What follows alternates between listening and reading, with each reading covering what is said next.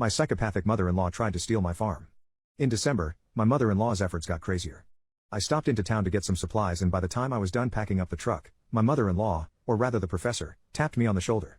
This time she actually acted cordial. I chose to be curt. She basically begged me to at least listen to her for 5 minutes in the local cafe. I didn't want her to create a scene on Main Street, so I agreed. We sat and the professor talked.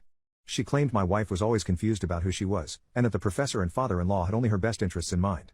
I didn't want to yell, shout, accuse, or throw anything back in her face. I was just waiting out the clock. She said my wife saw you coming and wedged herself into my life. At that I did push back at. I said that I felt I was blessed to have her in my life. Hoo boy, those were the wrong words to use with this woman.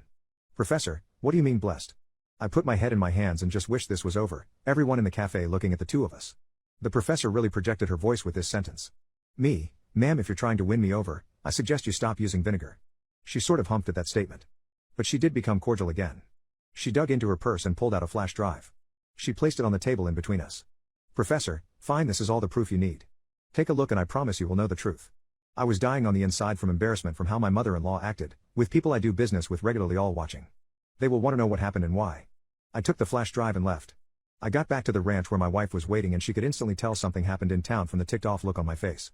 I explained what happened in town and held up the flash drive. Wife looked confused by it. We plugged the flash drive in and there were stacks and stacks of PDFs. The whole thing was a thesis of sorts with my wife as the subject. I'm not even sure what the point of it was, or what the professor was testing on her own flesh and blood. It detailed her first playing with toy dump trucks when she was a child to dressing in overalls during the brief time they lived with her uncle together. All of it was cold, detached, and as my wife put it, clinical. My wife was referred to as subject throughout. It was bizarre. And I'm still not sure what the point of it was. My wife looked disgusted at the PDFs and insisted we burn the drive. Which we did in the fire.